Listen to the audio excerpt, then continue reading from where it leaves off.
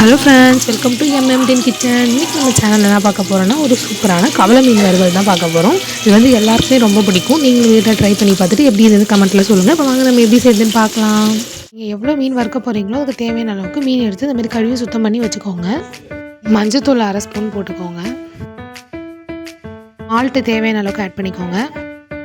வீட்டு மிளகாத்தூள் ஒரு பெரிய ஸ்பூனில் 1 ஸ்பூன் சேர்த்துக்கோங்க. கார மிளகாத்தூள் 1 ஸ்பூன் சேர்த்துக்கோங்க. இப்போ அதை நல்லா பிசைஞ்சு விட்டுக்கோங்க.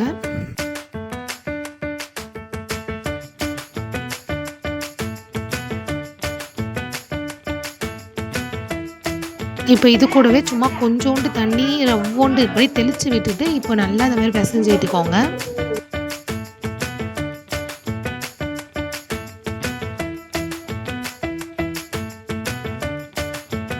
இந்த அளவுக்கு நல்லா பிசைஞ்சு வச்சுக்கோங்க. தோசை கல்லை எடுத்து அடுப்பில் வச்சு ரவ்வோண்டு ஒரு 3 ஸ்பூன் 4 ஸ்பூன் அளவுக்கு எண்ணெய் ஊற்றிக்கோங்க. நிறையாலாம் எண்ணெய் ஊற்ற வேண்டாம்.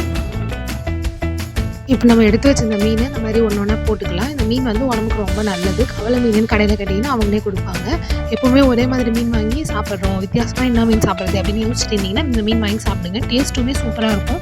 அதுவும் இல்லாமல் முள்ளுமே அவ்வளோ இருக்காது. ஒரே ஒரு முள் தான் பெருசாக இருக்கும். அப்படியே சின்ன சின்ன முள் இருந்தாலும் அது அந்த அளவுக்கு தெரியாது. சாப்பிட்றதுக்கு ரொம்ப நல்லாயிருக்கும். டேஸ்ட்டும் சூப்பராக இருக்கும். முள்ளுள்ள சின்ன பசங்களாம் ஈஸியாக சாப்பிட்லாம். நீங்களும் வீட்டில் வாங்கி ட்ரை பண்ணி பாருங்கள். அடுப்பை வந்து லோ ஃப்ளேம்லேயே வச்சுக்கோங்க. இந்த மாதிரி அது மட்டும் இருக்கும். இப்போ இந்த அளவுக்கு வந்ததுக்கப்புறமா அந்த மீன் இந்த மாதிரி நல்லா திருப்பி போட்டுக்கலாம். நீங்கள் வந்து நார்மலாக தோசை ஊற்றுற தோசை திருப்பி வச்சு இந்த மாதிரி நல்லா திருப்பிக்கலாம். ஒவ்வொரு மீனாக திருப்புங்க. மீனை வந்து உடைக்காமல் பார்த்து அப்படியே லைட்டாக திருப்பிக்கோங்க. ஏற்கனவே இந்த மீனை சாப்பிட்டவங்களுக்கு டேஸ்ட் நல்லாவே தெரியும். அந்த அளவுக்கு மீன் சூப்பராக இருக்கும். பார்க்க தான் சின்ன சின்னதாக இருக்குமே தவிர டேஸ்ட் வைஸ் சூப்பராகவே இருக்கும். இது வந்து நீங்கள் மீன் குழம்பா வச்சாலுமே இன்னும் நல்லாயிருக்கும். வறுத்து சாப்பிட்டாலும் நல்லாயிருக்கும். எது செஞ்சாலுமே இந்த மீன் அந்த அளவுக்கு டேஸ்ட் சூப்பராக இருக்கும். இப்போ பாருங்கள், இதே மாதிரி ஒரு மீனாக எல்லாத்தையுமே திருப்பியாச்சு. இப்போது மீனில் வந்து எண்ணெய் இல்லாமல் இருக்கிறதுக்கு நம்ம என்ன பண்ண போகிறோம்னா, நடுவில் தான் எண்ணெய் இருக்கும் தோசைக்கல்லில். நம்ம இந்த மீனை வந்து இந்த மாதிரி சுற்றி வச்சுக்கலாம்.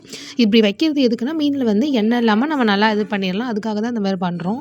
மீனை வந்து இந்த மாதிரி தோசைக்கல்லில் வறுக்கும் போது அதில் எண்ணெய் இருக்கும். அதை எப்படி இழுக்க வைக்கிறதுன்னு பார்த்துட்டு இருந்தீங்கன்னா இந்த மெத்தடை ட்ரை பண்ணி பாருங்கள். நீங்கள் எல்லாருமே ட்ரை பண்ணியிருப்பீங்களா தெரியல. சப்போஸ் யாராவது ட்ரை பண்ணாமல் இருந்தீங்கன்னா இனிமேல் இந்த மாதிரி ட்ரை பண்ணுங்கள். மீனை வந்து எண்ணெயே இல்லாமல் சூப்பராக வந்துடும். இப்போ நம்ம தோசைக்கல்லில் எடுத்து வச்சிருந்த மீனை நம்ம ஒரு பவுலுக்கு மாற்றிக்கலாம். அதில் பார்த்தாலே உங்களுக்கு தெரியும் அதில் இருக்கிற எண்ணெய்லாம் எடுத்துக்கிச்சுன்னா. அதுக்கப்புறமா நீங்கள் வேறு ஒரு பவுலுக்கு மாற்றிக்கோங்க. இப்போ அவ்வளோதான், நம்ம சூப்பரான மீன் ரெடி ஆகிடுச்சு. நீங்களும் வீட்டில் ட்ரை பண்ணி பாருங்கள். வீடியோ பிடிச்சிருந்தா லைக் பண்ணுங்கள், கமெண்ட் பண்ணுங்கள், ஷேர் பண்ணுங்கள். மறக்காமல் எம்எம்டின் கிச்சனை சப்ஸ்கிரைப் பண்ணிக்கோங்க.